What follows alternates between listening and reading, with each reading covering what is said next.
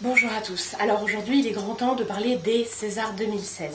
Alors en aucun cas, ça ne sera un pronostic, c'est plutôt la manière dont moi j'aurais voté si jamais j'avais eu l'énorme privilège de recevoir la mallette. La mallette, pour ceux qui ne le savent pas, consiste en une sorte d'énorme paquet de cadeaux de Noël qui est envoyé à tous les gens qui sont inscrits à l'Académie et qui regroupe tous les films de l'année qui postulent au César en fait. Donc vous imaginez un petit peu la bibliothèque de dingue que ces gens peuvent se faire. Voilà, il faut que je dise avant tout que je n'ai pas vu Trois souvenirs de ma jeunesse, non pas parce que ça m'intéressait pas, mais je sais pas, je n'ai pas rencontré ce film. Voilà, donc je ne vais pas en parler, non pas parce qu'il n'est pas bien, d'ailleurs je pense que ce soir il aura une très bonne place, mais voilà, vu que c'est par rapport au film que j'ai vu, j'en parlerai pas. Alors, en meilleur film, j'aurais choisi La tête haute d'Emmanuel Berco, parce que c'est un sujet hyper contemporain, même si on en parle assez peu, la jeunesse en France. Et j'ai adoré sa manière d'aborder le sujet, de suivre cet adolescent sur plusieurs années, et j'ai beaucoup apprécié la galerie de personnages qu'il y avait à côté. Voilà, donc franchement, coup de cœur sans aucun conteste. Ensuite, pour meilleure réalisation, j'aurais choisi Mon Roi de Mai Wen. Je trouve que sa principale force a été de traiter un sujet, encore une fois, assez peu abordé, la violence faite aux femmes, mais la violence surtout psychologique, le pervers narcissique. Et son intelligence a été de traiter ce thème ô combien douloureux et à prendre avec des pincettes, avec beaucoup d'humour, ce qui fait que on en rigole, on s'attache rapidement au personnage et ça renforce encore l'effet destructeur. Voilà. Ensuite, en meilleure actrice, j'aurais choisi Emmanuelle Berco, bah justement pour Mon Roi, encore une fois, parce que j'ai trouvé qu'elle se mettait vraiment à nu, que plein de fois dans le film, elle n'est pas à son avantage, elle prend cher, et, mais voilà, on sent qu'elle a tout donné, elle est hyper touchante, et on est en permanence avec elle dans le film, quoi. Bon, après, on peut parler aussi de Lumna Abidar dans Much Loved, surtout pour la force de son personnage. Le film est très très très très beau aussi. Voilà. Après, par rapport aux autres nominations, dont je ne parlerai pas en détail, j'attends avec grande impatience les nominations 2017 pour voir La Vache arriver dans la catégorie meilleure actrice quand même. Voilà. Ensuite, pour meilleur acteur, alors j'aurais choisi Anthony Tassan Jesutan dans Dipan, j'espère que j'ai bien prononcé.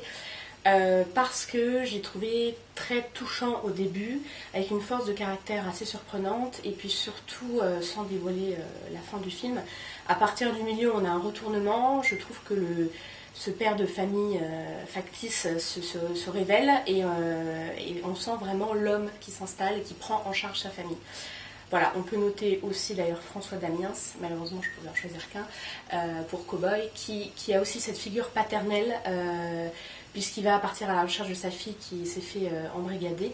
Et c'est pareil, quoi, c'est vraiment une lutte presque perdue d'avance, mais dans laquelle il se jette à corps perdu. Donc c'est vraiment très très fort. Pour la meilleure actrice dans un second rôle, j'aurais choisi Sarah Forestier dans La tête haute, parce qu'elle incarne la mère du jeune garçon. Et alors, comment dire, elle est pire que jamais, quoi. C'est vraiment, on sait qu'elle peut aller dans ce genre de rôle, mais alors là, c'est vraiment la mère que personne ne veut avoir, quoi. On comprend pourquoi le jeune en est arrivé là. Elle est exceptionnelle, voilà, vraiment surprenant. Bon, Noémie Lovski dans La Belle Saison, j'en avais déjà parlé au moment des chroniques, j'ai trouvé très intéressante aussi, et plutôt à contre-emploi, donc c'était intéressant. Mais Sarah Forestier, je trouve, est allée vraiment encore plus loin dans son personnage de mère complètement pétée du casque, à qui manque une case et dont on devrait s'occuper plutôt que de son fils, presque. Voilà. Ensuite, meilleur acteur dans un second rôle, ça me semblait tout à fait logique de choisir Michel Faux dans Marguerite. Je trouve que c'est vraiment le personnage le plus réussi du film. Il donne aussi toute sa dimension à Marguerite. Et alors, il est, comme toujours, capable de donner énormément avec peu. Mon passage préféré du film, c'est vraiment quand il écoute Marguerite chanter pour la première fois. Il ne dit rien. Il y a un gros plan sur son visage et sur son regard, et c'est tellement expressif, c'est juste phénoménal, quoi.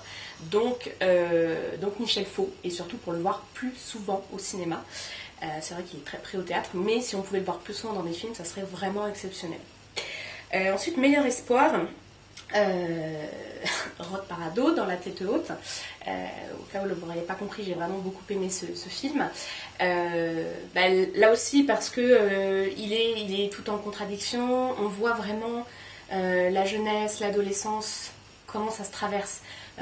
Ça m'a un peu fait penser à ce film de voir Pauline s'arrache quelques mois plus tard, parce qu'on voit que l'adolescence n'est pas rationnelle, que tout ce qu'il vit le vit à 100%, et puis voilà, c'est les montagnes russes, il va aller très bien, très mal, et comment il réagit par rapport au monde des adultes, par rapport à toutes les informations qu'on lui déverse en permanence, comment on passe le cap de l'enfance à l'âge adulte. Voilà, je trouve ça très intéressant et l'acteur est vraiment très très bien. Ouais, voilà. Ensuite, meilleur espoir féminin, j'ai eu plus de mal. Finalement, j'ai voté pour Camille Cotin pour Connasse, Princesse des Cœurs. Pas forcément pour le film que j'ai trouvé un peu long par rapport au sketch, mais vraiment pour Camille Cotin, on va dire, dans l'ensemble de ce qu'elle fait, parce que je pense qu'elle va avoir une grande place dans le cinéma français des prochaines années, par son registre comique d'une part, mais aussi parce que je pense qu'on a beaucoup à découvrir. Donc voilà, j'espère l'avoir plus. Meilleur premier film. Alors là, pour le coup, j'ai trouvé que c'était une année très très bon cru, parce que globalement, tous les films qui sont nommés, je les ai trouvés très très bien. J'ai choisi Nous trois ou rien de Kéron, qui n'est dans aucune autre catégorie, parce que ça parle encore une fois d'un sujet hyper actuel. Enfin, on va dire un sujet passé, puisque c'était l'arrivée du Shah d'Iran et tout ce que ça impliquait, mais évidemment avec des résonances ô combien importantes aujourd'hui. Et encore une fois, la force de ce film, c'est de ne pas en faire un drame. C'est vraiment d'aborder ça sur le côté de l'humour. Donc il arrive à nous faire rire de tout, même de la torture dans les prisons. Donc ça, j'ai trouvé ça assez exceptionnel. Et ça m'a rappelé le film aussi, Le Dictateur, de Sacha Baron Cohen, qui est exceptionnel, vraiment. On rit d'absurdité de ces systèmes-là, et c'est vraiment formidable. Voilà, après meilleur film étranger, là aussi sans hésitation, Le Fils de Saul de Laszlo Nemes, parce que je trouve que c'est la première fois, pour le coup, qu'on montre les camps de concentration à ce point-là, à part dans certains documentaires. Mais là, qu'il y a vraiment un film qui est fait là-dessus et qui se focalise exclusivement sur les camps de concentration, et plus particulièrement sur la manière dont les juifs étaient exploités, même dans le système, pour donner la mort à leurs frères, on va dire, jusque dans les chambres à gaz. Donc c'est étouffant, voilà, c'est filmé en format carré, donc on est vraiment pas d'échappatoire possible, quoi. Vraiment, j'ai trouvé ça exceptionnel. Meilleure photo pour Dipan, parce que voilà, c'était hyper graphique et c'était pas évident, je pense, de rendre ça cinématographique. Voilà, que ce soit l'arrivée dans les quartiers, la manière dont ils luttent, enfin tout ce côté un peu sale, dégradant, pauvre. Là, c'est vraiment filmé de manière très attractive, quoi. Ensuite, le meilleur montage pour Mon Roi, parce que c'était pas linéaire. Donc il n'y a pas de respect de la chronologie, et ça, j'ai trouvé ça hyper intéressant dans le cadre de ce film-là, parce que justement, on voit que le couple se forme, se déforme, ils s'aiment, ils se détestent, ils reviennent, ils habitent ensemble à nouveau, ils se déchirent. Et j'ai trouvé ça hyper percutant de montrer parfois, quand c'est hyper sombre, de faire des petits retours sur la première rencontre, sur comment ces deux-là, que tout oppose, ont eu l'étincelle au début, quoi. Voilà, donc pour ça, Mon Roi. La meilleure adaptation, L'Affaire Esquin.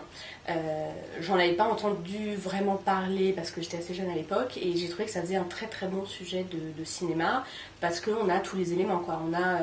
On a les crimes en série, on a l'univers de la police qui s'excite avec la presse, voilà, le meurtrier, les familles qui ont peur, que font les politiques, enfin voilà, c'était vraiment très très bien fait, donc parfait. Le meilleur documentaire, Demain, de Cyril Dion et Mélanie Laurent. Encore une fois, pour cette approche qui était assez originale, c'est-à-dire de parler de l'environnement, mais pas l'environnement pris en charge par les politiques ou alarmistes ou quoi que ce soit, non. Vraiment ce qu'on pourrait appeler le micro-environnement, comme la microéconomie, à savoir aller sur le terrain et voir concrètement ce que les gens font. Voilà, je pense que ça nous aide à prendre conscience que c'est possible, que tout le monde peut le faire, que agir sur l'environnement, le développement durable, c'est à la portée de chacun, et chacun peut trouver sa manière d'apporter sa pierre à l'édifice. et de ne pas laisser une empreinte trop forte. Voilà, donc ça c'est très bien à voir. D'ailleurs, il est toujours à l'affiche, donc franchement, bah allez-y. Voilà. Meilleur son. Alors paradoxalement, j'ai voté pour Marguerite, même si vraiment ça fait mal aux oreilles. Et c'est terrible. J'avoue que j'ai eu un peu de mal au début à me dire pourquoi on a fait un film là-dessus. Parce que 1h30 à écouter Catherine Fro qui chante faux, c'est quand même très très douloureux. Mais voilà, c'est bien fait. Enfin, voilà, il fallait que ce soit fait comme ça.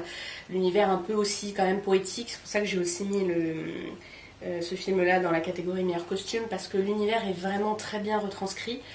Et voilà, il n'y a que ça qui pouvait faire passer la voix horrible de Catherine Fro. Donc très bonne actrice, parce que c'était dur, mais c'était bon que ce soit dur. Voilà.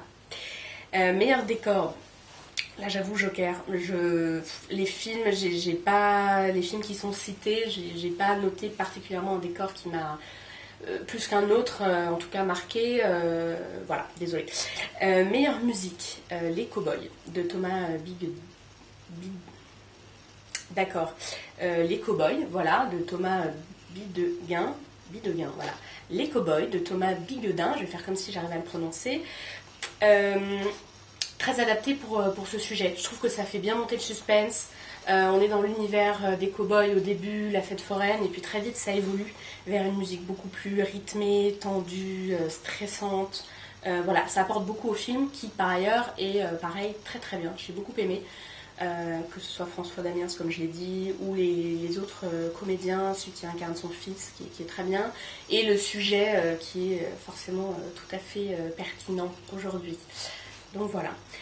Enfin, meilleur scénario original, Mustang. Je ne vais pas prononcer le nom du réalisateur parce que c'était vraiment c'était captivant. Cette fratrie de 5 sœurs qu'on force petit à petit à se marier les unes après les autres pour surtout garder la famille dans un cadre, ne pas faire honte, etc. Pareil, c'était hyper touchant. La plus jeune se bat et lutte pour s'en sortir, et c'est vraiment, on se dit c'est pas possible que ça se passe encore aujourd'hui. Bah si, c'est possible. Et rien que pour ça, voilà, il faut que le film soit vu, qu'on en parle et que ça fasse bouger les choses. Voilà un petit peu le tour d'horizon des Césars 2016. Alors je vous rappelle que pour la majorité des films qui sont cités, j'ai justement fait une chronique dessus, que ce soit Dipan, La Belle Saison, La Tête Haute, Mon Roi, Nous Trois ou Rien. Et dans les best-of 2015, j'avais parlé du Fils de Saul, de Mustang et de Much Loved. Donc n'hésitez pas, si vous ne les avez pas encore vus, à voir ces chroniques. Et je vous retrouve très bientôt pour les cahiers du cinéma dans les salles directement.